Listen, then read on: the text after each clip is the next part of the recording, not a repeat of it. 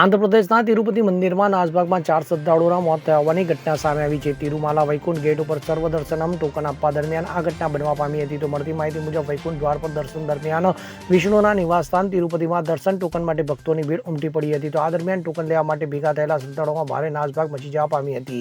તો આ ઘટનામાં તમિલનાડુના એક ભક્ત સહિત કુલ 4 ભક્તોના મોત થયા છે. તો આ ઘટનામાં વધુ 4 શ્રદ્ધાળુઓ ગંભીર રીતે ઇજાગ્રસ્ત થયા હતા. તેમને સારવાર માટે હોસ્પિટલમાં દાખલ કરવામાં આવ્યા છે. ત્યારે આંધ્રપ્રદેશના મુખ્યમંત્રી ચંદ્રબાબુ નાયડુએ નાસભાગમાં શ્રદ્ધાળુઓના મોત ઉપર શોકની લાગણી વ્યક્ત કરી છે અને સીએમ નાયડુએ અધિકારીઓ સાથે ફોન ઉપર આ ઘટનામાં ઇજાગ્રસ્તોની સારવાર અંગે વાત કરી હતી. તેમણે ઉચ્ચ અધિકારીઓને ઘટના સ્થળે જઈને રાહત કાર્ય હાથ ધરવા આદેશ આપ્યો હતો, જેથી ઇજાગ્રસ્તોને સારી સારવાર મળી શકે.